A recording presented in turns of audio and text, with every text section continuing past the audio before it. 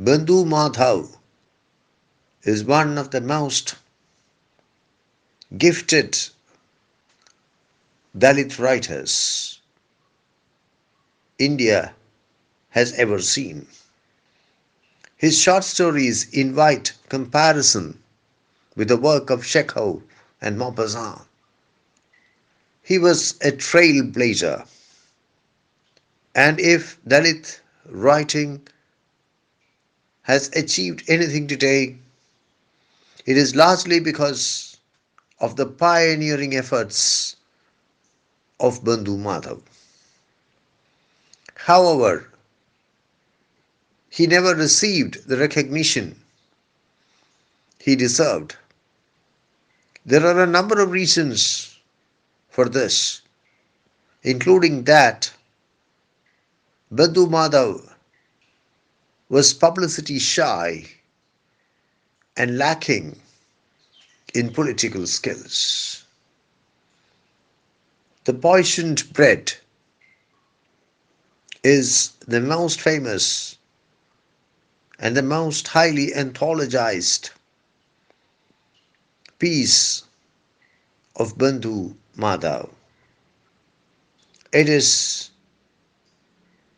undoubtedly a masterpiece, the sort of short story that one could expect or one would expect from the pen of a Maupassant.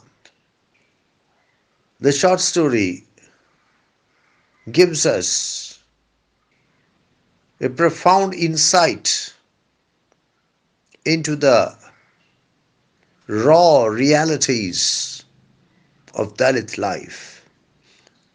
It also carries out a subtle analysis of the problems that are very much part of those realities, and further suggests the possible solutions to those problems. Without much exaggeration, it can be said, if you want to know what is Dalit literature, read Bandhu Madhav. And if you want to know who is Bandhu Madhav, read The Poisoned Bread. Let us take a look at the title of the work, The Poisoned Bread. The Poisoned Bread. The author uses an article. He could very well have titled it just Poisoned Bread. But he decides to use an article, and it is the definite article, The Poisoned Bread. This is because the author has in mind a very specific poisoned bread. The poisoned bread which is at the crux of the thematic structure of the short story. That is what the title refers to. But I would say that the title refers to not just the literal bread, the physical bread, at the crux of the thematic structure of the story, but also to the bread, the poisoned bread, in Dalit life, in Dalit history, in Dalit culture, in Dalit civilization. Poison. Poison is any substance which can make you ill, make an organism ill, or kill an organism if it is taken, or if the organism is exposed to it. That is poison. But here poison is used as a verb. Poison is any substance which can kill an organism or make an organism very ill if the organism consumes it or is exposed to it. But here, poison is used as a verb to mean administer poison, to mean administer poison. The poisoned bread means that there is poison in the bread. Not just that, the bread has been poisoned. Poison has been put in the bread. The poisoned bread. Bread is food obtained by mixing flour and water and usually also yeast and baking it. Bread is food obtained by baking the mixture of flour, water, and yeast. And flour is powder obtained by grinding grain, typically wheat. In the present context, the poisoned bread refers to the mildewed bread smeared with dung and urine collected from Bapu Patil's cow pen, and the bread, the poisoned bread, is positioned at the very crux of the thematic structure of the story. The poisoned bread is a brilliant mapping of the terrain of the existence of the Mahar community in Maharashtra. The Mahars are Dalits. In fact, they are generally looked upon as the most important and the most dominant of the Dalit castes in Maharashtra. The Mahars were treated as untouchables until untouchability was abolished with independence. B.R. Ambedkar is easily the greatest Mahar who ever lived. When Ambedkar converted to Buddhism rather late in his life, thousands of Mahars walked in his footsteps and embraced Buddhism themselves. However, recent studies have demonstrated that many of these neo-Buddhists have not much of an idea of what Buddhism is, have not given up their earlier practices, their pre-conversion practices, and are not completely oblivious of their Mahar identities. Let us carry out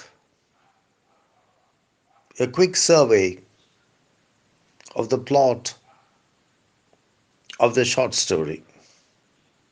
There are three main characters in the short story. The speaker, Mahadeva, his grandfather, Grandpa Yatalya, and Bapu Patil, the landlord. Mahadeva, the grandson, the young grandson, accompanies his grandfather, Grandpa Yatalya, who goes to Bapu Patil as it is harvest time, hoping to involve himself in the various operations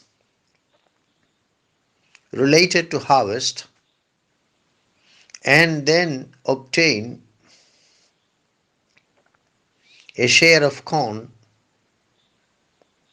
or a few years of jowar. The fact is that the family has absolutely no food that day, and unless grandfather and grandson are able to obtain some corn from Bapu Patil, the family would have to go hungry.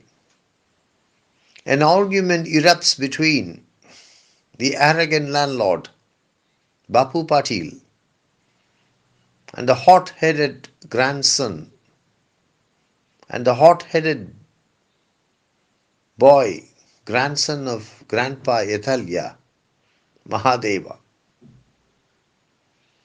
Bapu Patil is offended,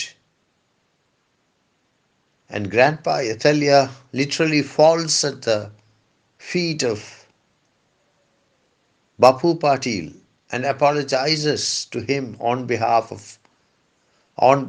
of his insolent grandson, and then asks Mahadeva, his grandson, to do some work with the hoe.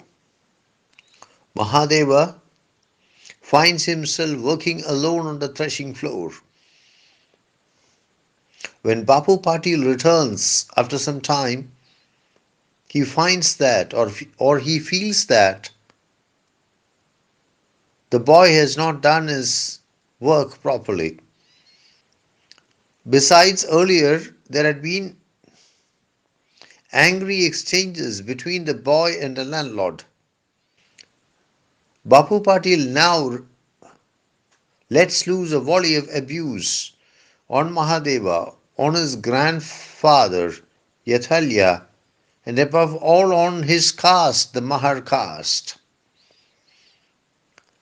Bapu Patil refuses to give the duo their share of corn. Grandpa Yathalya notices some stale bread lying in front of the oxen and begs Bapu Patil for permission to collect them. The bread is old, stale, mildewed, green, smeared with urine and dung. But that is all grandfather and grandson have been able to obtain after a day of hard labor. On their way back, grandfather and grandson discuss the situation. Grandpa Italia admits to Mahadeva that he is in fact unable to stand the insolence of the landlords, and that he is very angry and upset at the way in which the Mahars are being treated. But he feels that they have no option except to put up with the torment and humiliation. Mahadeva explains that the Mahars have to give up their land right. Traditionally, the Mahars were given a share of corn at harvest time as compensation for the work they put in, and they were expected to work in the fields and take part in the agricultural operations. Mahadeva explains that this land right has only succeeded in enslaving the Mahar community. The words of Mahadeva touch the heart of his grandfather, and inspired by those words, Ethalia throws the crumbs of stale bread to the dogs squatting in front of their house. But Mahadeva's grandmother rushes into the scene, exclaims whether they have gone mad, and carefully picks up the crumbs of bread thrown on the ground, the crumbs of stale bread, rancid bread, mildewed bread, green bread, thrown on the ground by her husband, and uses them to cook a heavy meal. As the entire family is very hungry, each member of the family consumes this meal heavily. And you must remember that this is a meal cooked with stale bread, mildewed bread, green bread, bread smeared with dung, urine, and mud. The next morning, they find Grandpa writhing in agony like a poisoned dog, vomiting and purging. A doctor is summoned. The doctor explains that the bread consumed the previous night is poisoned. The bread, which was mildewed, rancid, green, smeared with urine, dung, mud, and had been cooked by Grandma, is actually poisoned bread. When Mahadeva's grandfather hears this, he loses all hope and he moves towards his death. But before he dies, he explains that he fully agrees with his grandson. The bread consumed by him is poisoned. The only thing that can be done to free the Mahars from their slavery is to remove this poisoned bread from their mouths. These last words of Grandpa Yathalya are great words, are prophetic words, are immortal words. The story ends with the speaker, Mahadeva, pointing out that at harvest time, when the birds whirl in the sky, he is reminded of the tragic incident which took place 12 years earlier. The incident in which the speaker's grandfather consumed poisoned bread and breathed his last. As I have already said, there are three principal characters in the short story. The first of these is the narrator, Mahadeva. He is a boy, he is a Mahar boy. But as he himself says, he is not a typical Mahar boy. Brought up in Sangli. Sangli is the most important city in western Maharashtra. Brought up in Sangli and not in the family's ancestral village. Mahadeva is bolder than the rest of his clan. He is more than willing to pick a quarrel, to pick a fight with the powerful landlord, Bapu Patil. His logic is impeccable. Once the arguments start, He is ready to give tit for tat. In fact, it is this quarrel between Mahadeva and Bapu Patil that is responsible for the entire action of the short story, the entire narrative of the short story. Had Mahadeva been a typical Mahar boy, meek and humble and servile, there would have been no story titled The Poisoned Bread. Mahadeva loves his grandfather very much and is unable to stand the humiliation heaped upon his grandfather by Bapu Patil, the upper caste landlord. He loves his community, the Mahar community, very much, and wonders when the Mahars will come out of their age of humiliation. The strong bonds between Mahadeva and his grandfather, Grandpa Italia, is displayed throughout the work,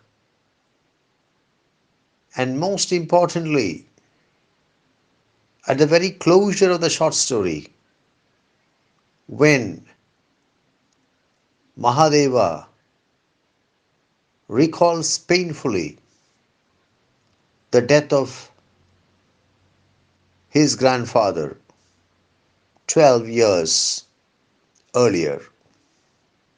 There is no doubt that the Mahar community requires more Mahadevas. An equally important character in the short story is Grandpa Italia. He is a typical Mahar. He depends on the hereditary land right of the Mahars for his food. When he approaches Bapu Patil, the upper caste landlord, he salutes him with a johar. Italia calls Patil Lord and declares that he, Italia, is the slave of Patil. He even falls at the feet of Patil, quite literally, and apologizes on behalf of his insolent grandson.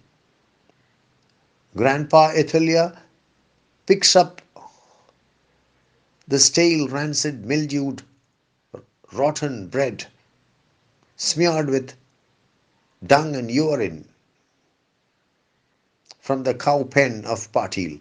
It has been rejected by the oxen, and he is prepared to consume it. This does not mean that Yathalya is a fool.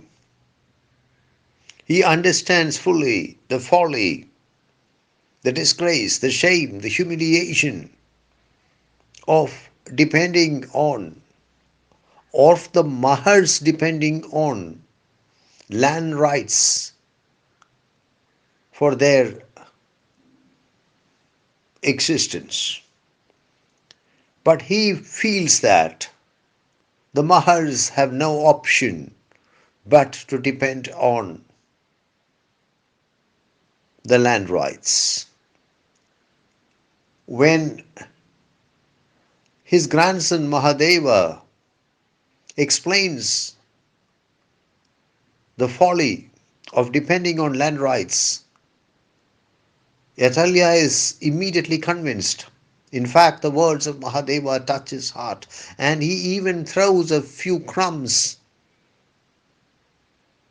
from his sack to the dogs.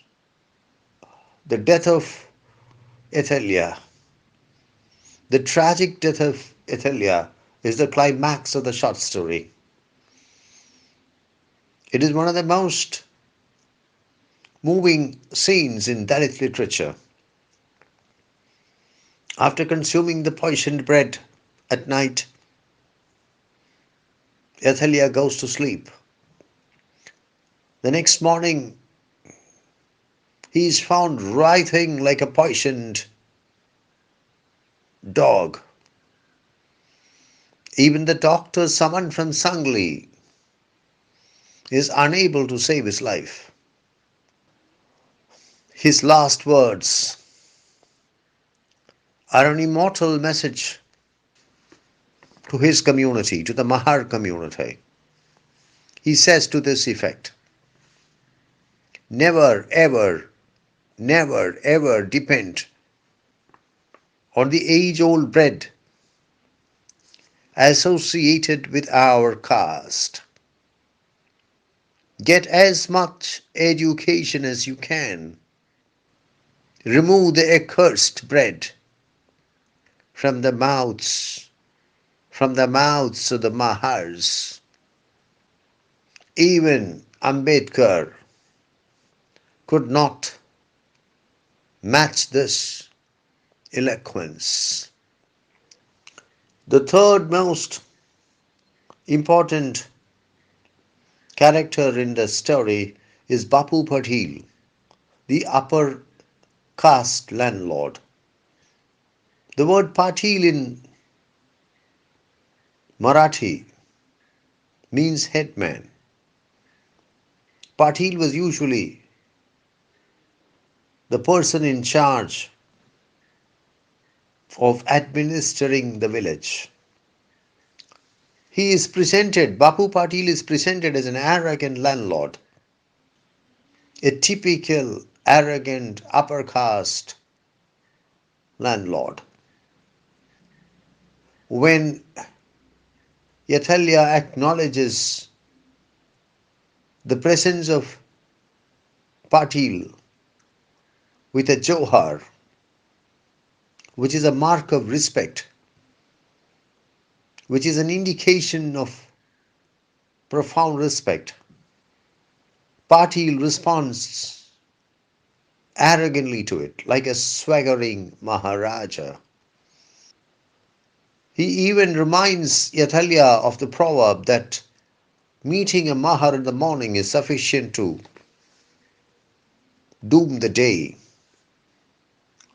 The more Yathalya becomes humble and servile, the more arrogant does Patil become. He is very unhappy with the changing times, with the fact that Mahars have now become Harijans. Bapu Patil meets his match in the young Mahadeva, and in the quarrel between the two, yet Patil is soundly defeated. As far as logic is as far as logic is concerned, Bapu Patil is the archetypal upper caste landlord, arrogant, full of caste pride,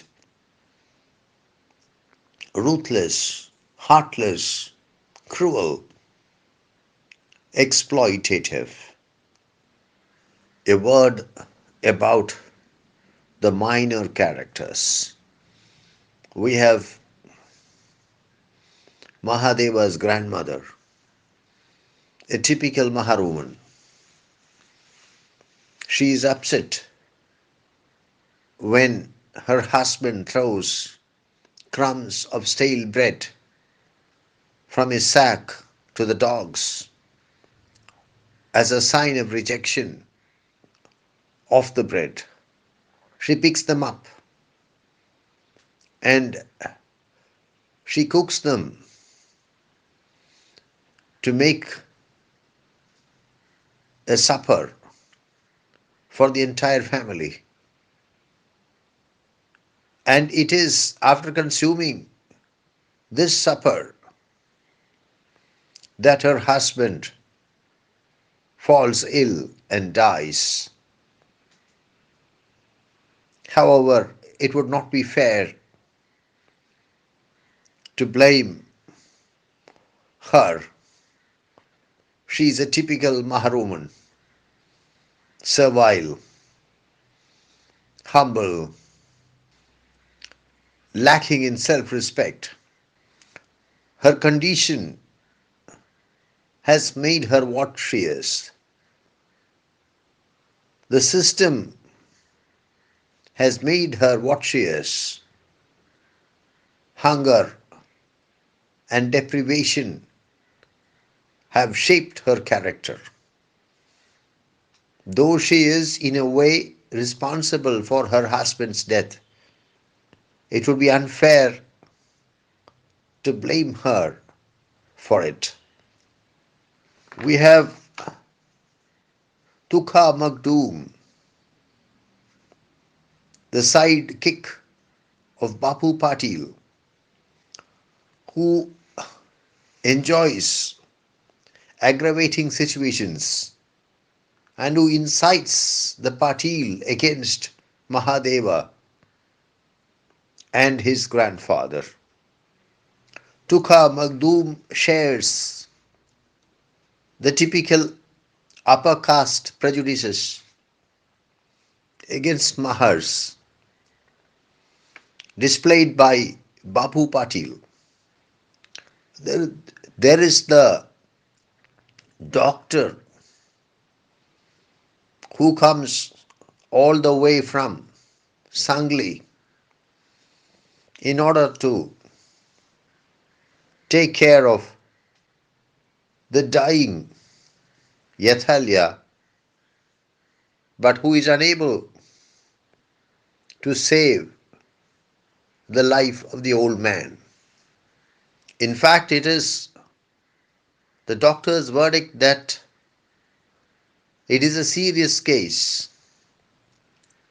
caused by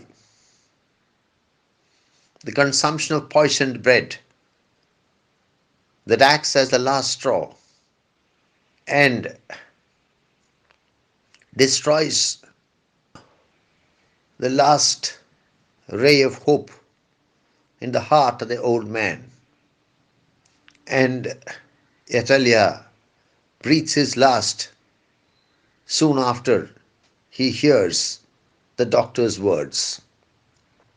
We have also the maternal uncle of Mahadeva, who is responsible for bringing the doctor from distant Sangli. The death scene in the poisoned bread is one of the greatest scenes in all Dalit literature. It is embedded towards the close of the short story. Yathalya has a heavy supper, but it is a supper cooked with old, stale, rancid, mildewed bread, smeared with dung, urine, mud. The next morning, the old man is found writhing in agony like a poisoned dog, vomiting and purging. A doctor is summoned from distant Sangli. The doctor examines the bread that had been used for the cooking and declares that the toxin in the bread has caused the dysentery that Yathalya is suffering from. The doctor's verdict is that it is a serious case. On hearing these words, Yathalya's hopes are dashed and he soon breathes his last. But before he passes away, he addresses eloquent words to his fellow Mahars and The words are to this effect: never depend on the age old bread associated with our caste. Get as much education as you can. Remove the accursed bread from the mouths of the Mahars. The death scene is a powerfully moving scene which is indelibly etched in the mind of the reader and which is bound to haunt the reader as long as he lives. What are the major themes dealt with by the short story? There are quite a few themes dealt with by the short story. But of course, the most important of these is caste, the social stratification, the social stratification based on caste, how the system divides the people into those belonging to the upper castes and the lower castes, and how it treats the Mahars as the lowest of the low. An important theme of the short story is poverty, the piercing poverty, which is part of the everyday reality of Mahar life. The poverty which finds its objective correlative in hunger, in deprivation. How the Mahars have to beg for food, not even beg for food, beg for corn, beg for jowar, and how they have to be happy when they get mildewed bread, rancid bread, old bread, stale bread, and how they try to cook that bread and convert it into an edible supper. Agriculture is a thematic strand in the short story. How agriculture is carried out in the feudal setup, how agriculture is worked out using the caste system. The story throws light on the need for education, the role of education in the uplift of the downtrodden, how education is the key to the improvement of the condition of the downtrodden. If the narrator Mahadeva had not been brought up in Sangli, in the city of Sangli, and had he not been educated to the extent he is, he would never have dared to pick a fight with Bapu Patil, the upper caste landlord. The story sends out a powerful message to the downtrodden, to the Mahars in particular, but to all the downtrodden of the earth in general. It exhorts the victims of the caste system to break the bonds of feudalism and to stand on their own legs. There is no doubt that an important thematic strand of the short story is family relationship. The story demonstrates, the narrative demonstrates how, even in dire poverty, even when face to face with acute starvation, even when experiencing the ultimate deprivation, the bonds of the family are not weakened. There may be differing perspectives within the family, but The family is always one unit. We can understand the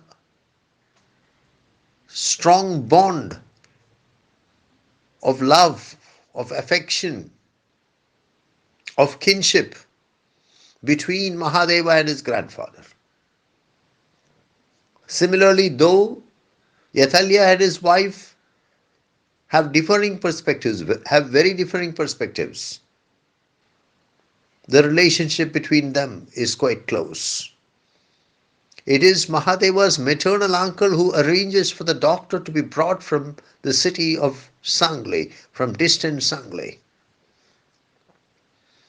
The short story ends with the narrator Mahadeva explaining how the death of his grandfather 12 years earlier continues to haunt his consciousness, continues to haunt his consciousness. We get a glimpse of Mahar life, of Mahar culture in the short story. And it is a culture of intimacy. It is a culture of closeness. It is a culture of sharing. It is a culture of caring.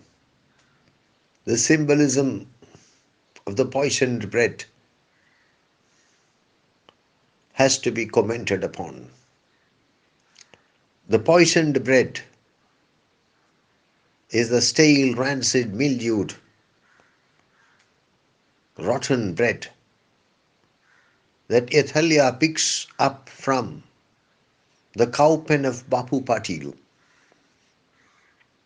and which his wife, Mahadeva's grandmother, uses to cook a supper. As a result of consuming the supper, Yathalya falls ill and dies. The poisoned bread symbolizes the land rights of the Mahars, which have entrapped the community into a servile existence full of suffering. By consuming the poisoned bread, Yathalya succeeds in putting an end to his life. Yathalya is very much an individual. But more than that, he personifies the entire Mahar community. He consumes the poisoned bread and attains death. By consuming the poisoned bread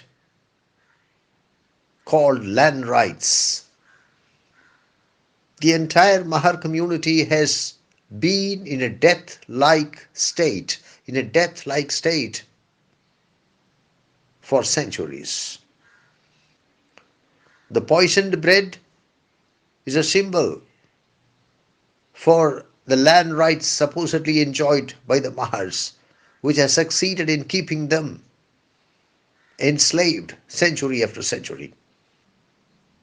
Yathalya stands for the entire Mahar community, which has been enslaved century after century as a result of its willingness to consume the poisoned bread called land rights. I think we can go a bit further and state that the poisoned bread stands for the caste system itself.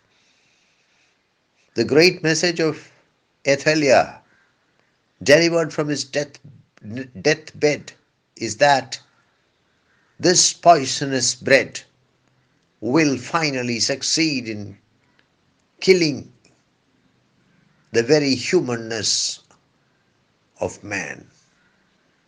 The poisoned bread, in the larger perspective, stands for the caste system, which, as Athalia rightly points out, is capable of destroying the humanness of humanity. Coming to the stylistic features of the short story has a very appropriate title, The Poisoned Bread. It is a very profound title. It is a title with profound symbolic significance. The poisoned bread can stand for land rights, which of course it does. But before that, the poisoned bread is the poisoned bread in a literal sense, which Yathalia consumes and which causes his death. So that is the first interpretation. The poisoned bread stands for land rights, which has succeeded in the concept of land rights, which has succeeded in enslaving the Mahar community century after century. The poisoned bread can finally stand for the caste system, which is capable of destroying the humanness of humanity. The diction is carefully chosen. On the whole, the writer uses simple language. The language is very accessible, is easily accessible. The language is reader friendly. The writer juxtaposes relatively long and relatively short sentences. The writer makes use of direct speech as well as indirect speech as and when demanded by the occasion. We are introduced to Marathi proverbs, including the proverb that meeting a Mahar in the morning is sufficient to doom the day, and the proverb that a Mahar's eye is always on stale bread. The writer has provided the short story with a very dynamic, with a very powerful closure.